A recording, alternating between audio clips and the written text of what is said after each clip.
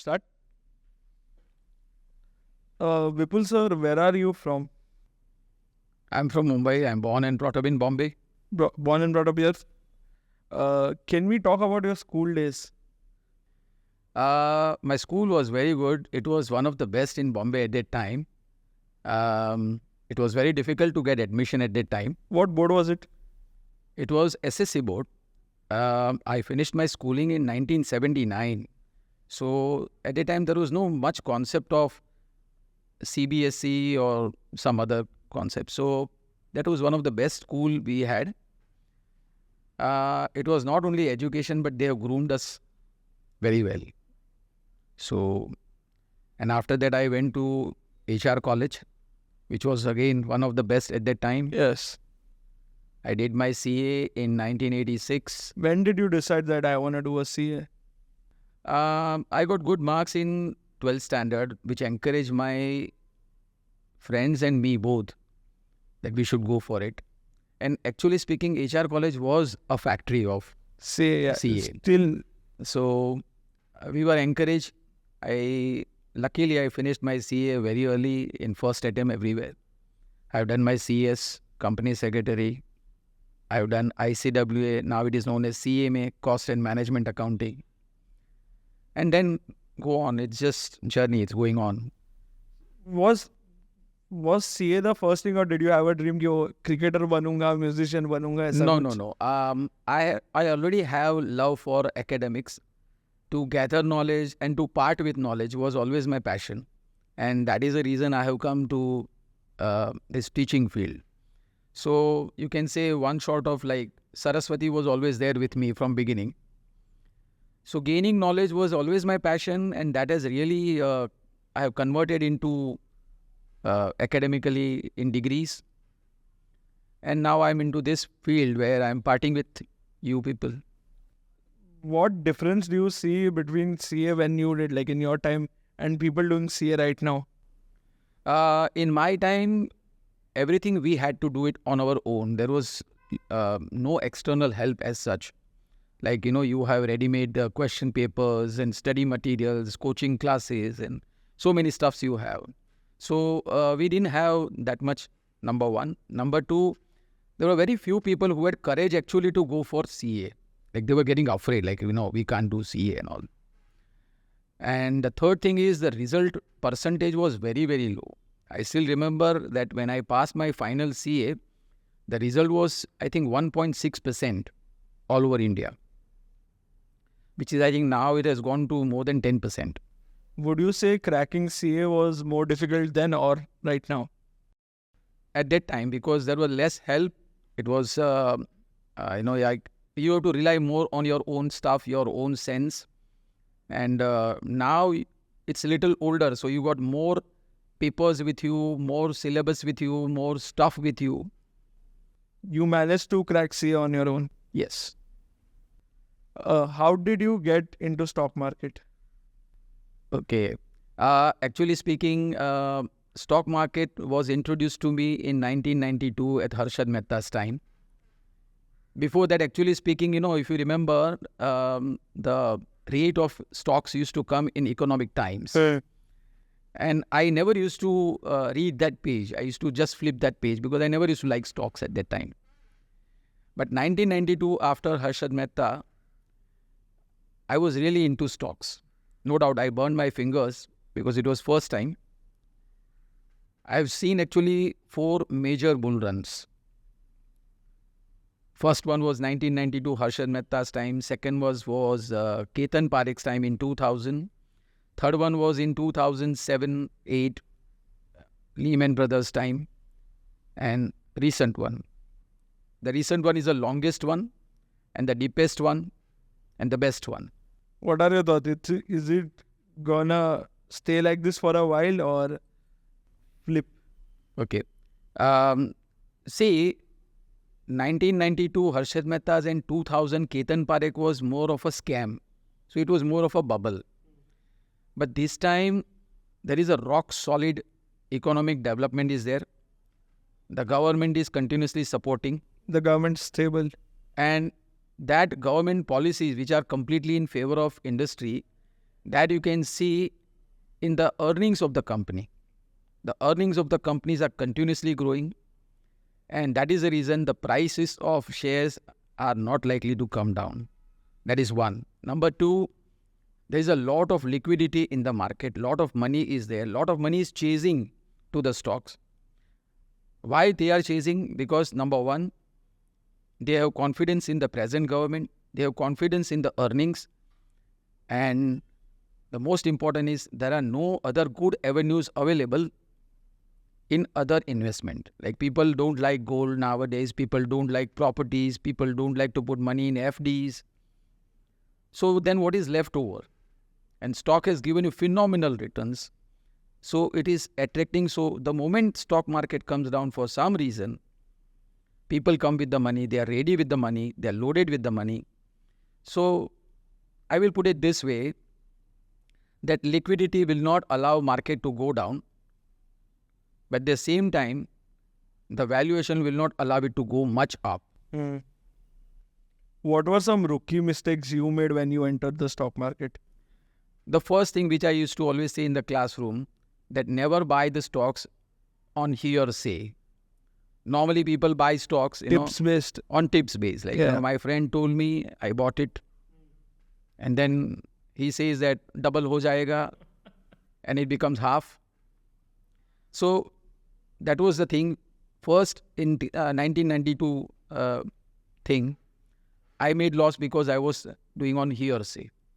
Then I realized that no, being a chartered accountant, I know how to read balance sheet, how to judge the fundamentals. Then I have started doing fundamental studies, and now I'm making money. What was, like, when did you gain the confidence to pick stocks? When you started, like, what was that moment when you gained the confidence कि okay, मेरे को पता है कि this is gonna happen, that will happen? Very frankly speaking, after 2007-8, then when market fell down in 2011-12 and it made a complete bottom in 2013, at that time I have identified many stocks which were really beaten down, which were having good fundamentals. I'll give you example about TVS Motor, which I have bought at just 34 rupees. Then Atul I have purchased. Then some of the old oil companies I have purchased, oil marketing companies. And many, like those were really fundamentals. Those stocks I picked up and they have done very well. Like recently, if you remember in the class also, I have suggested about MRPL and I think last year, MRPL, Chennai Petro, IOC. So they all become multifold. But majority of the people I know, everyone has started from tips only, and within a year they have realized, okay, this is not the way to work, and they start learning either fundamental analysis, trend analysis, whatever. So what are the mistakes people making now while picking stocks? Number one, people consider stock market as a gambling. See, there are two ways to buy stocks. One is fundamental, second is technical. Fundamental tells you what to buy. Technical tells you when to buy. Nowadays, those youngsters who have seen this first bull run, like you, this is your first bull run. Yes. So you want to make money very fast. You think this is the place where we make money very fast. Actually, that is wrong. In stock market, you make money faster than other avenues of investment, but not that fast. What do you think? It's not like that 21 din mein double. So it's not that way. So what people do is people go more on technical analysis, which is called charts. And in that, they keep on making losses. If you hold fundamentally with conviction, I don't think you will make loss.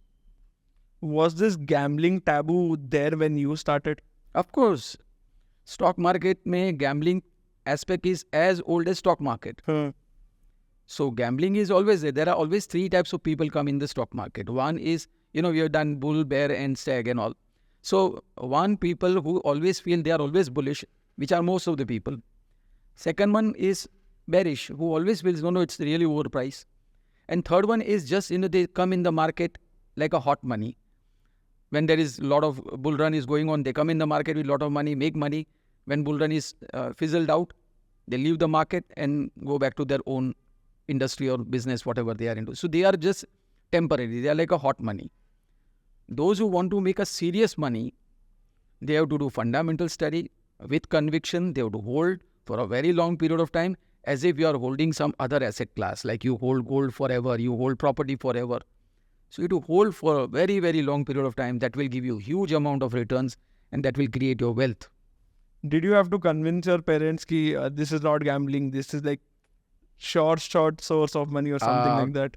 See, first of all, I have not taken a single rupee for this from my parents. So there is no question about asking him, because it was purely my money which I have invested. As I told you, I finished my CA in 1986 when I was just 21 years old. And I started earning. And from What was your first job? My first job, I have worked with Ferguson and Company, which is now merged into Big Four. Very, very big firm. So I started my career with them. I did my practice also as a chartered accountant for 2 years. Then I didn't like much. So left. And only two big passion I have. One is about teaching and second is about the stock market. So I'm just sticking to these two. Have you ever been like stock market? Like, what are your thoughts on stock market as a side source of income and stock market as a main source of income? See, to young people, I will always advise, never make stock market as your business. Keep stock market as an investment avenue and let your money grow, let your money work when you don't work. Okay? Do something, you are young, do something new in life, innovative, entrepreneur skill you are already having. Do some good business, something new, some new production, something new, but not stock market. So as a side source only. As a side, never as a business. If you want to develop this as a business, then you can be as a service provider. Maybe you can go as a broking firm or You had your own broking firm? Yes, I do have my own broking firm. When did you start that? I started in 2006.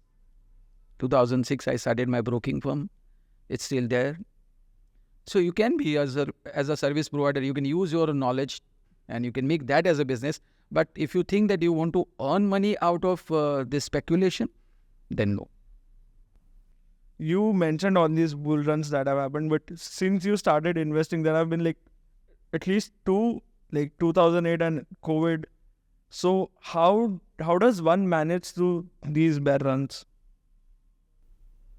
No, I didn't get your question. So, like, what was your mindset during 2008 market crash? No, in 2008, I was definitely sure that market is overpriced. And in fact, I remember that date, I think it was 8th January 2008, when I sold a major stock of mine. Almost entire portfolio I have sold. So it was really, really overpriced and I sold it off. Second thing, the Lehman Brothers things were already out, which was there in the market. The news was, the market was not reacting on that news. But when it reacted very sharply. It's like now how COVID-19 was already out in 2019, November, December. Yeah. But the market reacted in March 2020. So market has the habit to react late. You mentioned your first job. Like, what jobs did you have after that? I started with HR college as a lecturer. That was my... What year was this? This was in 2000... No, sorry. It was in 1988. 1988, I started with HR college. And then I started two businesses at a time. One was teaching and second was the service provider, the financial services, where we sell all the financial products, stocks, bonds, insurance, mutual funds, and all. Has teaching always been a passion for you? Always and still there. Have you, like, did you have a teacher like Amir Khan in Tare Zameen Par that is like, oh, I'll become a teacher now? Yeah, I had that thing because see, I actually unofficially started teaching long back when I was in school to other friends and all. And at the time I realized that no, I can explain better.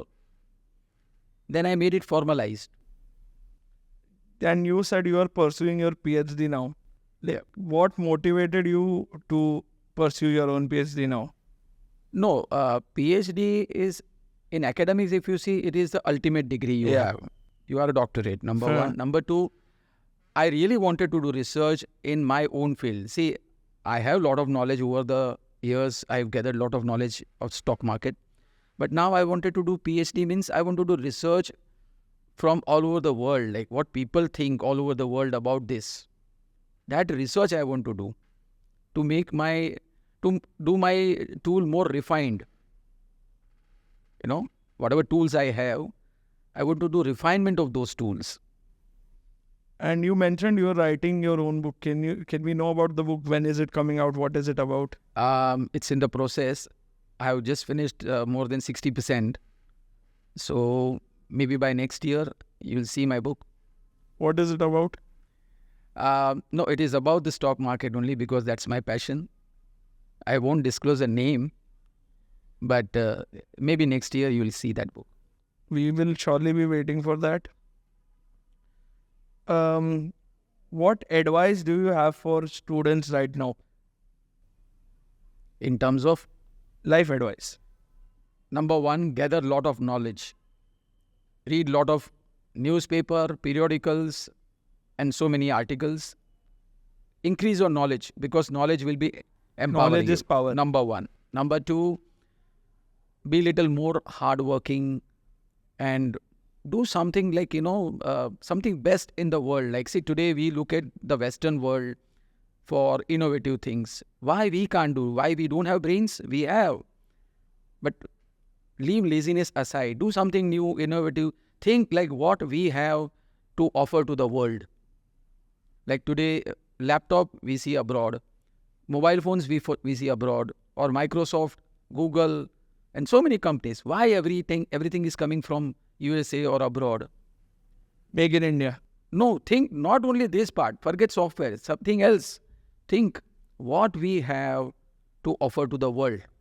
Today, suppose our Modi ji want to make our 3 trillion economy to 10 trillion economy. Tell me how it will become. Tell me how it will become. It will become only by making industrialization, innovations. And you have to give something to the world.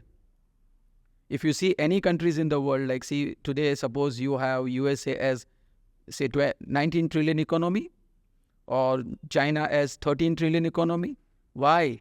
Because they offer 10 times than what they have to the world.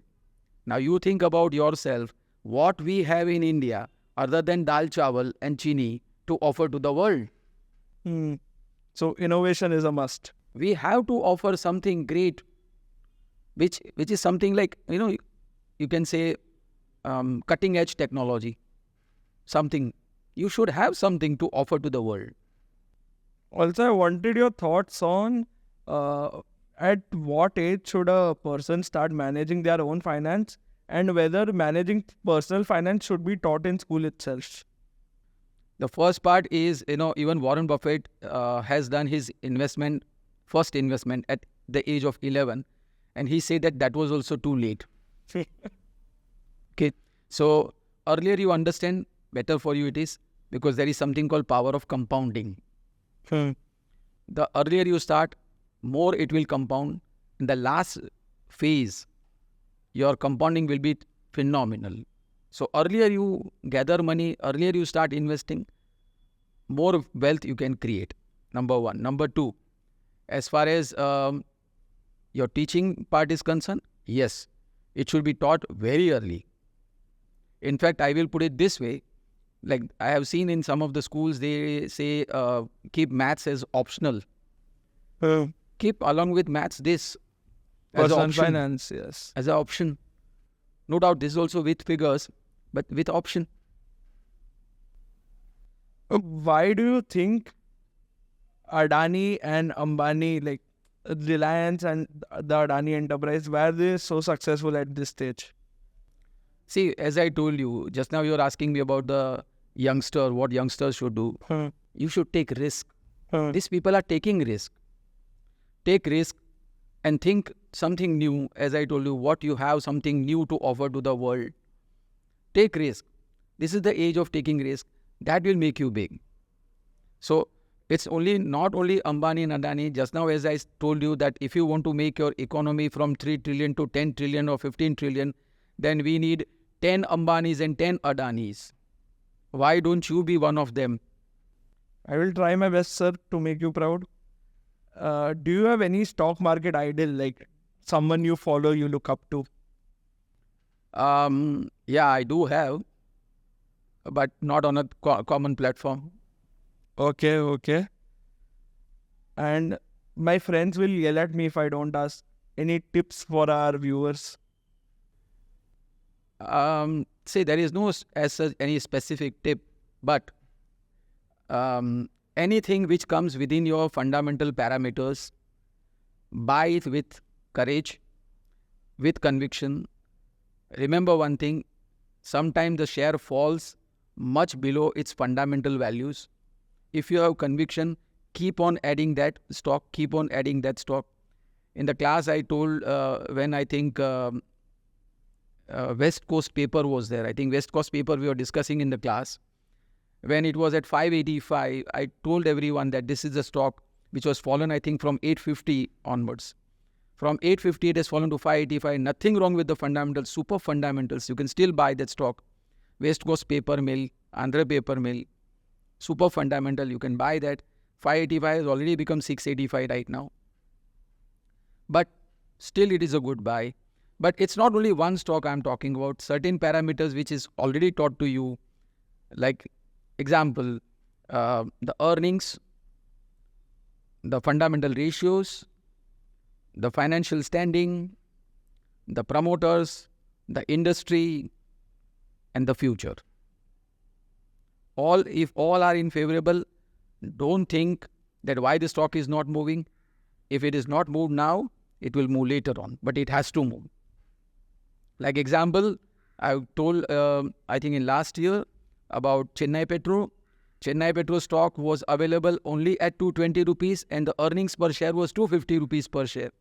I was really wondering why people are not recognizing this fundamental is in the market. And I have said in the classroom, everybody has bought at 220, 230 rupees. And today I think it is more than 1000 rupees. Oh, wow. So fundamental will be recognized sooner or later. Market may take some time to recognize the fundamental, but it will recognize. Thank you so much, sir, for doing this. It has been our pleasure to have you on our podcast. Thank you.